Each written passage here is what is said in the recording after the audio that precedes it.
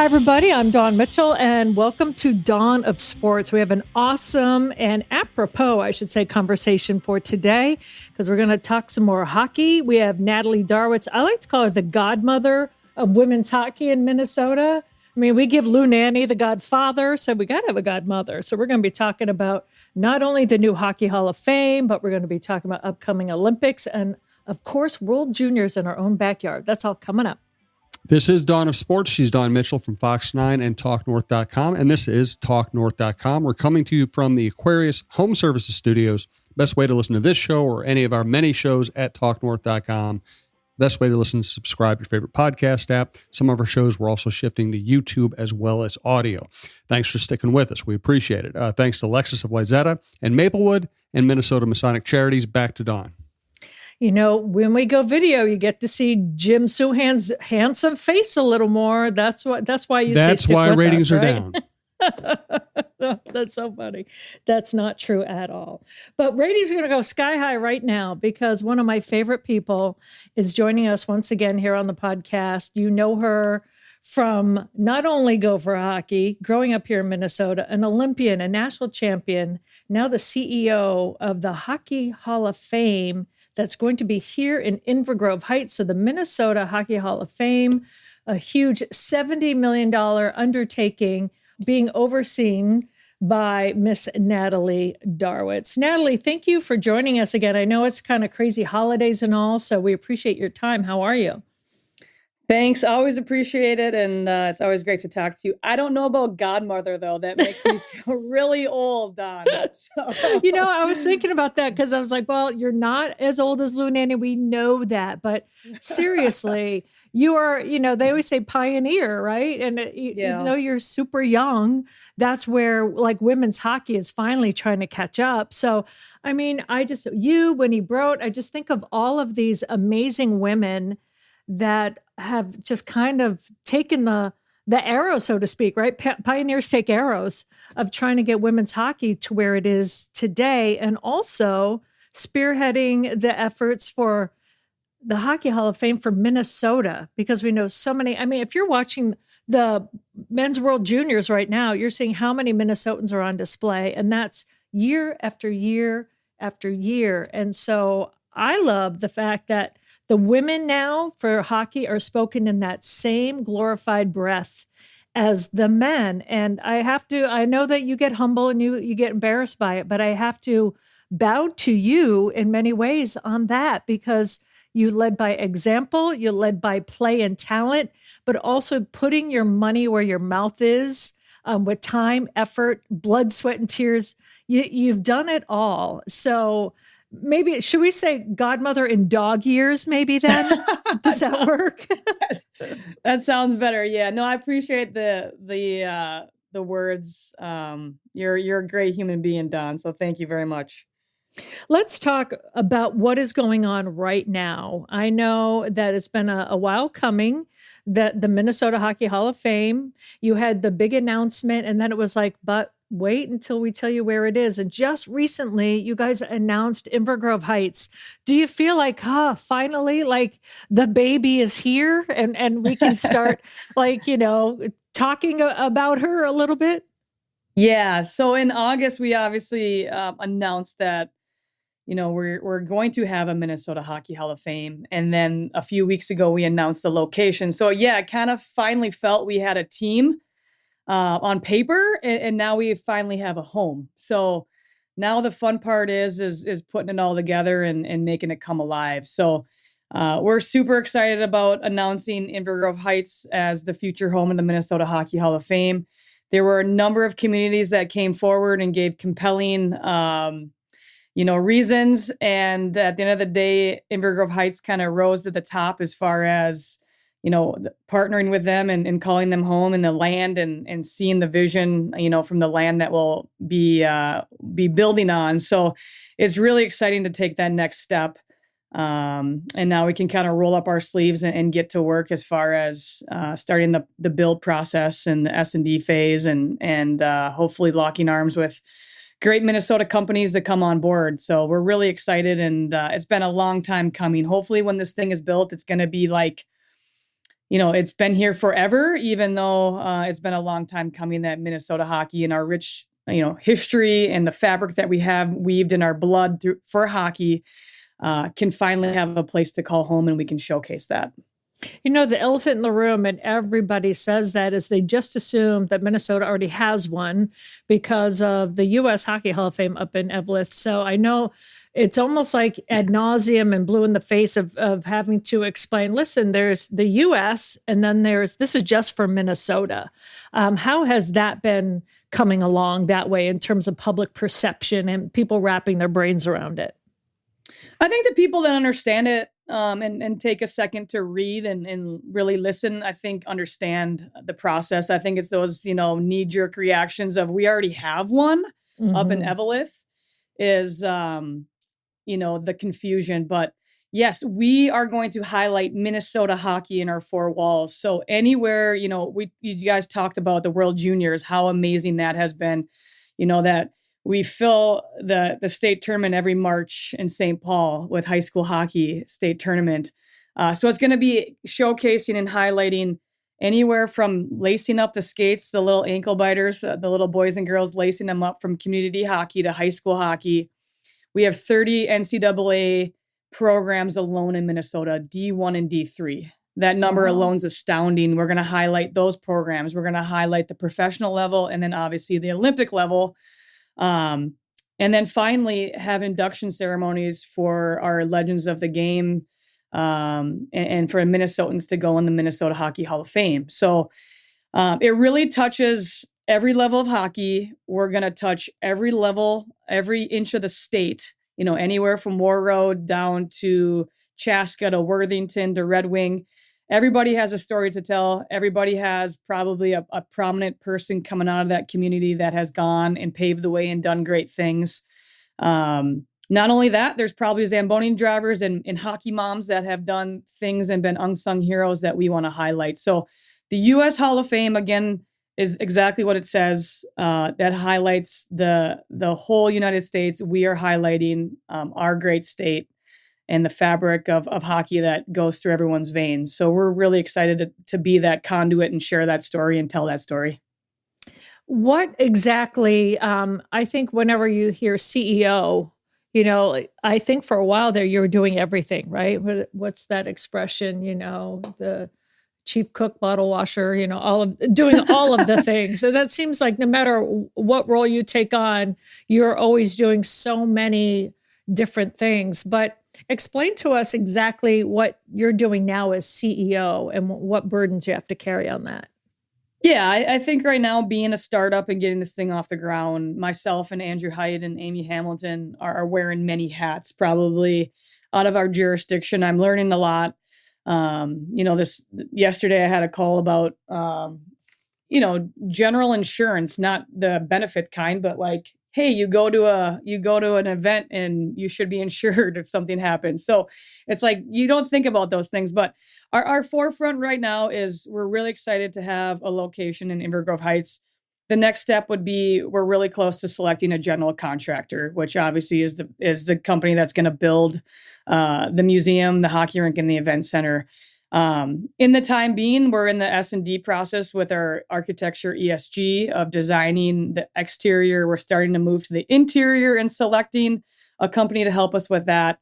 And all in the middle there, obviously you mentioned a price tag earlier. We're on our way to raise capital and we need to raise some more. So that will be the biggest piece of the pie on our plate, is making sure we raise the funds so that we can see this Minnesota Hockey Hall of Fame project through. It's going really well. But of course, we would love to lock arms with, Minnesota companies that want to share their story too and be a part of this legacy, one-of-a-kind project. How does it help then that something like the World Juniors is here in the United States and in Minnesota for the first time? Has that helped at all? And you must be so proud to, see how well received it's become. Yeah, I mean, I don't think there was any doubt in any Minnesotan's mind that we would put on a great show and be a great host for the World Juniors. And I think people are taking notice of that. USA Hockey in the last probably 5 to 7 years, it's gone from vying and hoping to get, a silver or bronze to they're gold medal contenders. So, I just think this tournament, the World Juniors, showcases what we have in our great state. Naturally, then that carries over and parlays to, yes, we're in the Minnesota Hockey Hall of Fame, and we want to showcase that. So the players that played in the World Juniors on the men's side, there's a women's U18 team we have a lot of gold medal winners as well in the last few years from Minnesotan. We want to take that and we want to say, okay, a Zemer, all these players from Minnesota who are playing right now, they're going to be showcased in our Minnesota Hockey Hall of Fame one day, and that's going to continue. This thing isn't going to stop. But I think it just brings a magnify onto what we can do in Minnesota, and that hockey is just so special to us, and we hold it near and dear to our heart, and it connects us at the end of the day. You might not, play and lace up the skates, but I can guarantee you most people are going to watch it and find entertainment, find fun, find value in doing that, find friendships. And so it's all really interweaved in who we are as Minnesotans. And again, we get to be the lucky ones to share that story and make it come alive. I have to say, where do you find the time? Because I know I joked and called you the godmother, but you're actually a mom to 2 little boys too, in addition to all this. Do you kind of feel like some days you're juggling fire and knives? I mean, or is it just because when you're an athlete, time management has to be at a premium? How are you managing it all? Yeah, I think, the cliche, phrase goes, if you enjoy what you're doing, you'll find the time, and time goes by fast and fun. So, the last year I've been connected in the hockey world with maybe people I wouldn't have on the athlete side or the coaching side. It's now more the business side. And that's been extremely fun. And so I think things go full circle, and it's all your perception and what you make of it. Yes, things are busy some days more than others, and you got kids at home and you got to do their sports and raise a family. But I consider myself really blessed and lucky. And if this is my day job, I get to be around hockey and do something I'm passionate about, then I consider myself really, really lucky. So that's kind of what keeps me going. I'm not selling furniture or selling cars, something I wouldn't enjoy. I'm doing something I get to wake up every day and with a smile on my face that energizes me. And I get to be around great people and be in the hockey world and, reconnect with people like you and in the media side. And so it's all positive. Well, it's making me laugh because as soon as I said the word juggling, it brought me back to a conversation where you told me like you used to juggle as a kid. So I'm like, wow, I really didn't mean that. But now I've got that visual in my head. Right? You did juggle, didn't you? I did. In elementary school, we had a program at the end of the day, and my first grade teacher taught juggling. And then we worked our way up from scarves to balls to clubs to knives and machetes and fire. So we joke now whenever I tell that story, is like, you would never find an elementary school that would allow any of that in the schools these days. So I was pretty lucky that I grew up when I did, I guess, and we were able to do that. Let's take a quick break here to take care of the business of the business. Before I get to our sponsors, I do want to remind you that we have lots of hockey content on the network. We have the Russo LaPanta show, which is called Worst Seats in the House, Kevin Gorg's Wooden Sticks show, and of course, Dawn highlights the Frost, as well as Go for Women's Hockey, Go for Women's Sports, the Links, the Aurora, everything else. And all this is made possible by Aquarius Home Services Studios and Lexus of Wayzata and Maplewood. Thanks also to Minnesota Masonic Charities.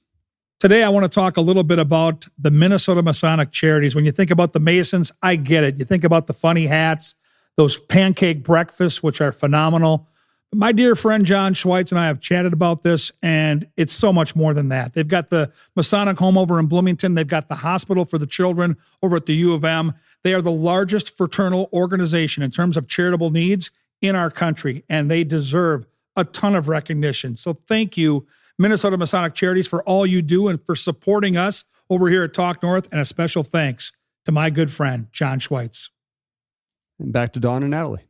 Well, Jim, I do have a question for you first. Yep. Have you ever played hockey? I don't know if I've ever asked you if you were a skater and a hockey player. No, I was an Air Force brat growing up. I really didn't live any places where I never knew anybody who played hockey until I moved to Minnesota to work at the Star Tribune in 1990. So You didn't And know at that anybody?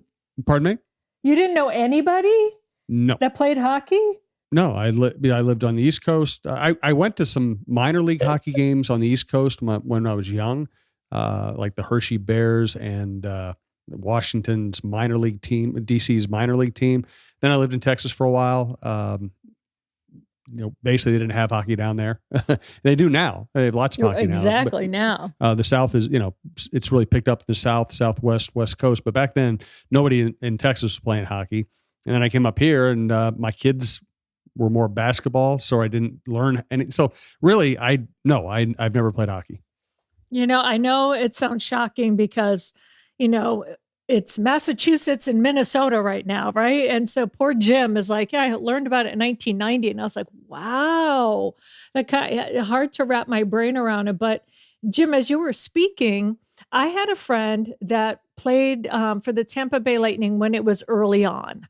And they literally, and Natalie, you probably have heard this story. And if not, it just shows how far hockey in general has come over the past few years. But they used to kick people out for throwing hats on the ice for a hat trick. Like literally did. Like the guards like, no, and kicking them out. That the team had to issue a thing saying, hats on the ice, if one person scores 3 goals is good. Like, yes, we want that. Don't kick these people out. So just to, and we all know what has gone on in Tampa now, right? They've had their success and everything over the years, but just to see how far hockey in general has come. Even Jim Souhan found out about it in the 1990s. No. Well, I was actually a hockey fan when I was a kid. I loved, loved the old Islander. I watched hockey all the time. I just didn't play it. Oh, okay. I went to hockey games. I went to minor league hockey games. I went to NHL games. I loved the Islanders. I loved, obviously there wasn't a team really close to me, but I watched all the East Coast games. I love the Miracle on Ice. I loved, I loved it all. I just didn't play it. I played lacrosse. That was my version of hockey. I have to turn in my card though, because I have yet to see the movie Miracle on Ice. No way. I know. Whoa. It's actually really, I don't actually like sports movies because I feel like it's so hard to replicate the sports world in film. But they did that very well. Natalie, will you still speak to me? Yeah, I'll give you grace on that, but we're gonna have to watch that sooner than later here. Oh my goodness. I know someone said, what do you mean? I go, well, I know about it and all that stuff, but no, I've never seen the movie. And they look at me like I have to move out of Minnesota.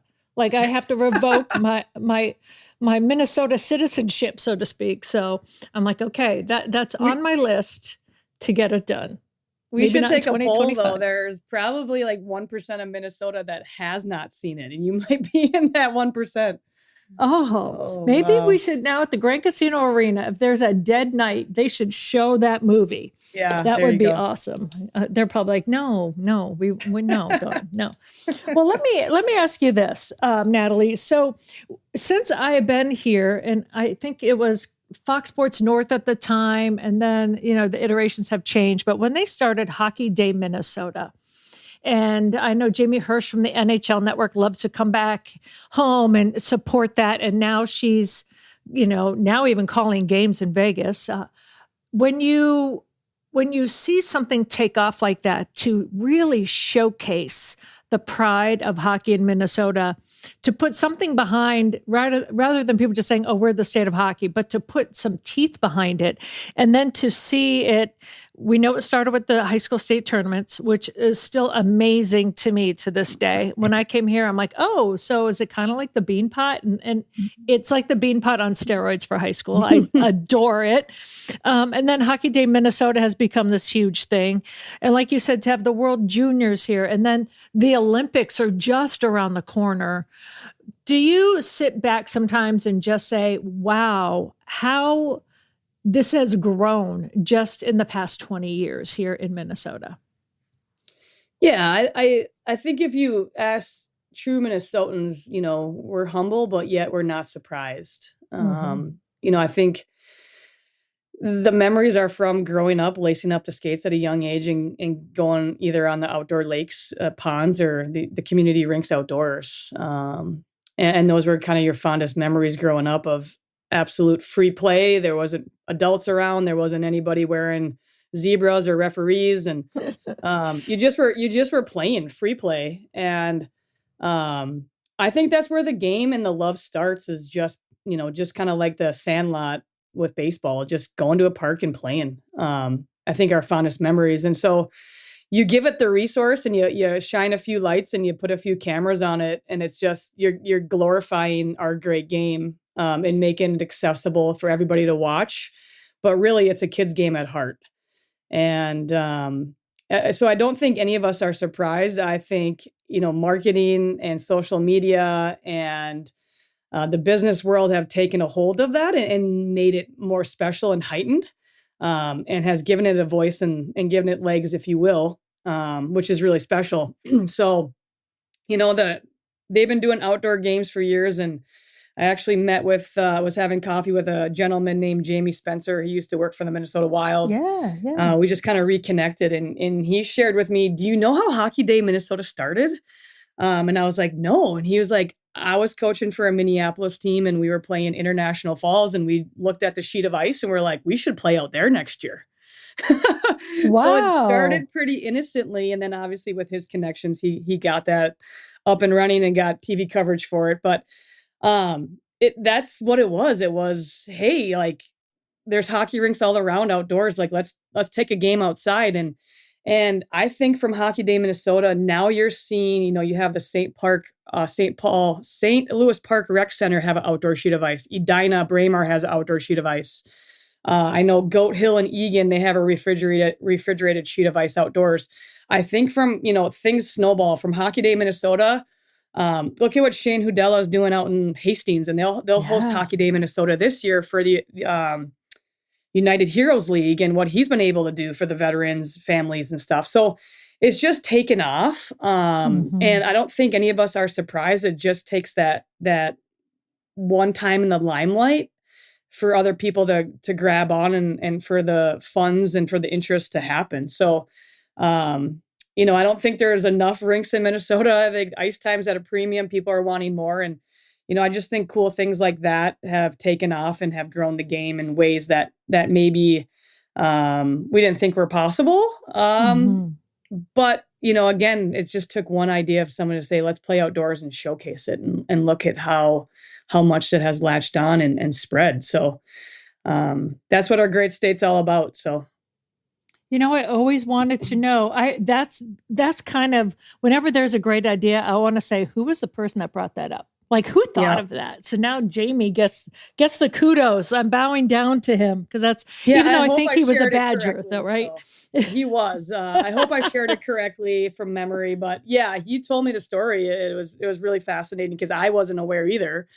And it just takes, one person with a great idea, and then the resources that come with it, and that was Jamie. Oh, that's awesome. And what I love about women's hockey, I mean, we've seen the Frosts be back-to-back champions. Now, the Gopher women's hockey this year, I know we're in the break. They're going to start playing coming up in a couple of days. It's still number 3 in the country, looking up at Penn State and Wisconsin, number 1, those Badgers. But to see that program as well, and I know that you and Frosty have coached together, just to see the continued success. I mean, it's almost like when people talk about the Lynx, like, oh, they didn't win this year. It's almost like the level of, to even be number 1, 2, or 3, the level of competition, and to do that year in and year out is so hard. And I say especially so in college, because, people can transfer, they can do whatever they want. They can go pro. The women can leave early now if they want to too, and go pro. And, just what does it take, Natalie, for a program like the Gophers to continuously, year in and year out, be in the top 5 and to be on a national level like that? Yeah, I think it's just a testament to where our sport's at. You mentioned the Bean Pot. The East Coast teams have special tradition out there, and so do we. Like I mentioned, we have 30 NCAA programs, D1, D3 in the state alone. So it's kind of like, with all that competition, how do you stay good? And then obviously you mentioned Wisconsin's really good, and Ohio State's number 2 in the nation right now, with a lot of Minnesota players now having the choice. When I grew up, it was really no no challenge. It was, we're going to be Gophers. And Right. now with the resources and how far women's hockey has come and more colleges offering it, now these players in high school have an opportunity to go to Wisconsin. They have an opportunity to go to Ohio State, out east. There's good programs out east. I mean, I look at Chrissy Wendell's daughter at Hill Murray. She's going to Wisconsin. Wow. And so, that probably was unheard of back in our Right. era. That is just like, it's Gopher or bust, and that's it. So there's a lot more opportunities, which is amazing for women's hockey in general. I think if the Gophers are not in the top 3, top 5 at minimum, then with the resources they have and the players are coming out of Minnesota, then they need to take a look in the mirror. But, I think by the resources they have and the home bodies of Minnesotans wanting to stay here, they should contend for the top players and get the top players. And that alone should help them out. Obviously, Ritter Arena is probably one of the best college venues in the nation. To have that as a recruiting tool is huge. So I think just women's sports are in a great spot right now. And obviously that started with Caitlin Clark effect in women's basketball and women's soccer. And that's trickling over to the PWHL and to the Division I and Division III colleges. So, I think Augsburg last year played in the Frozen Four in D3. So just a lot of great Minnesota stories happening right now. And it's on the women's side, and it's really exciting to see. And again, I think we'll stay humble, but I think at the same time, it's not surprising either that the success is happening in our state. When the Olympics come about, how do you feel? Does it bring you back to your days? Are you one of those junkies that you have to record the games if you can't watch them? How do you experience women's hockey and when it's Olympic time? Yeah, it's fascinating because the lens of what kind of is going on behind the scenes and all the work it took to get there and kind of what's going on behind closed doors. You have a glimpse of that just based on your history and being a former player. But right now I'm simply a fan. Like obviously they've done quite well the last few years. They have Canada's number. Woohoo!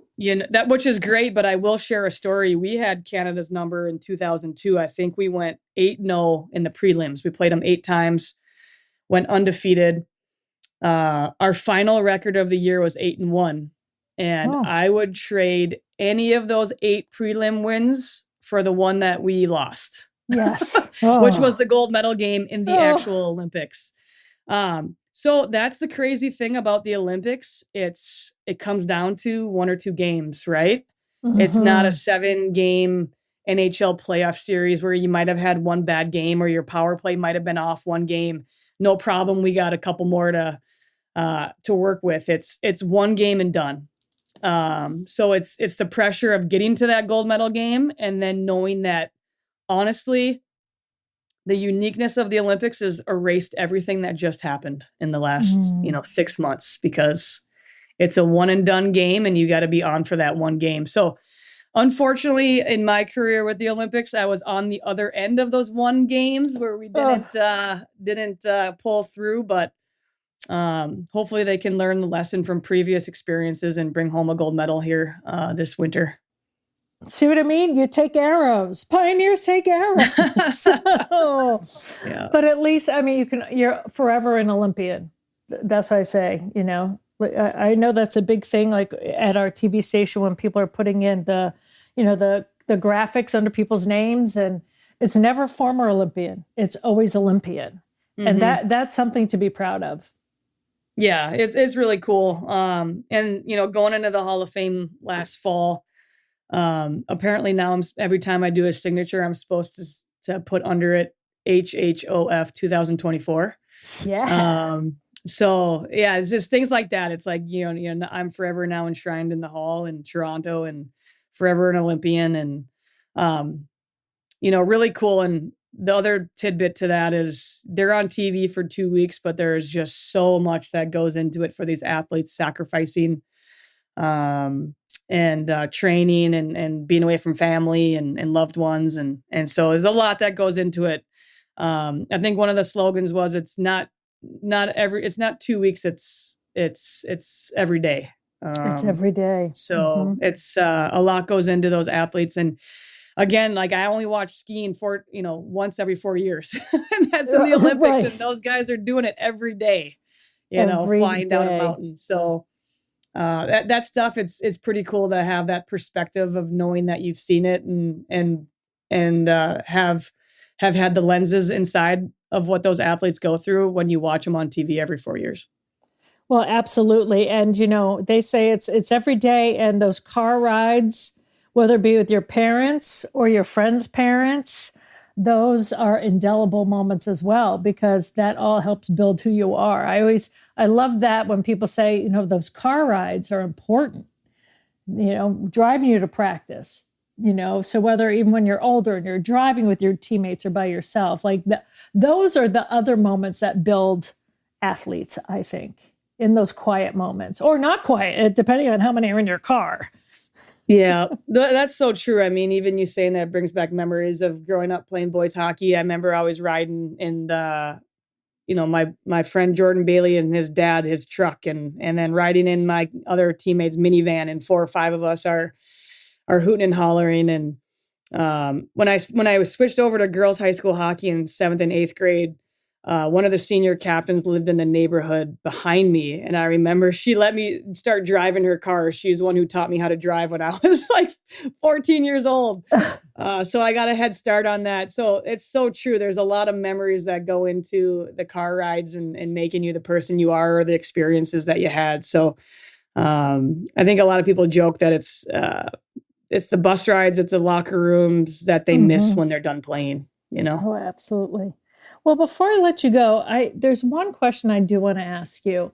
There's so much that is made of women that are successful in C-suites and beyond, and CEOs like you are, that athletics play such a key role, and people think it's like being aggressive and whatnot, but it's not. And I'm not an athlete, but in a different realm of my world, I remember before I really got into competitive sports, I wasn't quiet, but I was shy, if that makes sense. Like if someone asked me to call and order a pizza on the phone, I couldn't do it. I would hand the phone to my brothers.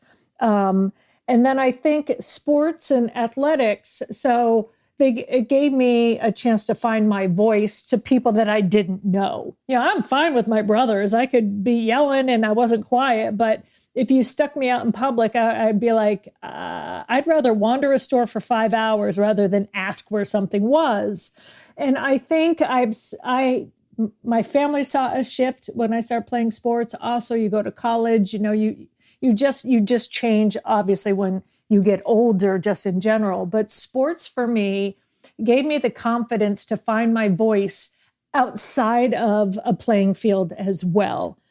What would you say to younger women from your experience? I don't know if you were shyer as a kid or not, but how maybe being in sports has helped you as a young girl to becoming a strong, confident woman. Yeah, your story speaks volumes and is powerful as well. So, I would also share that, through those experiences, that you were the lone female in many NFL locker rooms, trailblazing and being a pioneer yourself. So, I think for me, hockey and sports were a vehicle. There was something that when I woke up, it was the first thing on my mind and the last thing on my mind before bed. And I just had a passion for being competitive and being the best that I could be every single day through those sports. I will share with you that, growing up, sports was action oriented. And so I was a quiet person. I still am an introvert. But it opened the door for me to be action oriented and let my speaking be through my actions or my physical capabilities, if you will, on the ice. Yeah. As I got older, I think it then turned to getting out of my shell and being comfortable in who I was as a person and being a person of character and all that. I'll be transparent. There's still times I go into a room and I'm the only female in the room in the position I'm in right now. A lot of other CEOs, a lot of other people running companies are male still. There's plenty of times where I am the only female still in the room. And it kind of is going full circle to me to go, okay, when I was young, I played with boys, but I had an action.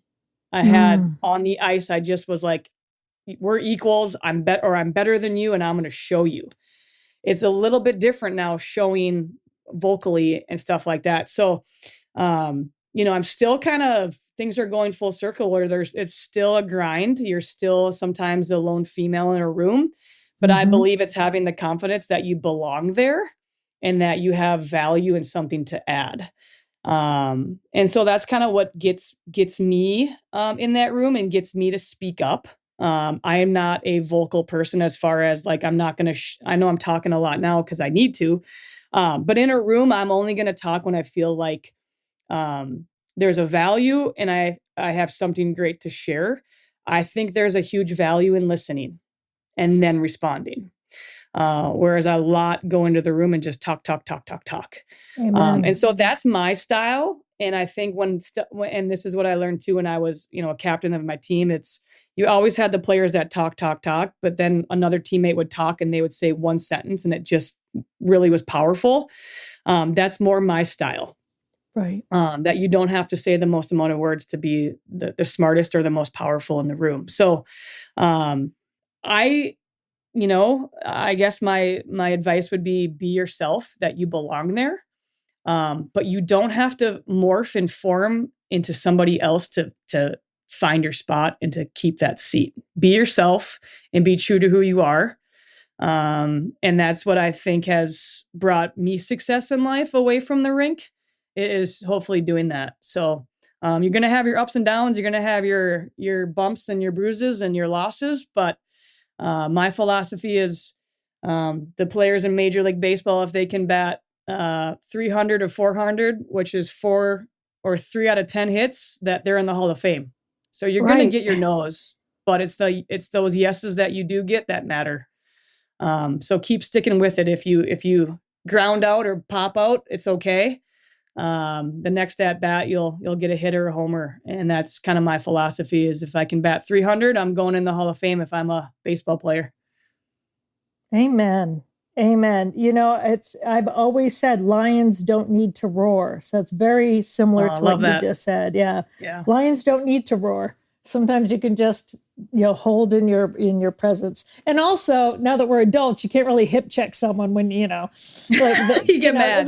That's frowned upon. It's like I could take my brothers out at the knees, but that's frowned upon, just like when I was sent to my room. So as adults, we've learned and I consider myself an ambivert now. There are times where sometimes I'm outgoing because I'm forced to be or have to be. Like someone else said, you would go over, if you said, hey, can you go get Tom Brady for an interview? I'd go over, hi, introduce myself. Hi, Bill. If I had to go just like at a cocktail party and I would not go over there. So it's different what your job and sports have enabled you to do. So I'm with you on all sides of that, my friend. Lions do not need to roar. But thank you for your actions. I want to say that first and foremost, because they speak louder than words. Yeah. Well, Natalie Darwitz, thank you so much, Dar, for joining us today. I think those are powerful, impactful words, and not only for young women, but for young men. You don't have to be who you're not. But, sometimes listening before you speak, that's invaluable as well. So, well, best of luck to you on this Minnesota Hockey Hall of Fame and everything else you have coming your way with your boys, with juggling everything. And I can't wait. I appreciate it. Yeah. I can't wait to see what this project comes to fruition. It's going to be awesome. Yeah, we feel that way too, and it's been a long time coming. So we're excited to get this going and to showcase our great state and our great sport. All right, awesome. Thank you so much, Natalie, and I hope you have a really happy new year. 2026 is going to be even better. I agree. Thank you so much, Don. Thank you.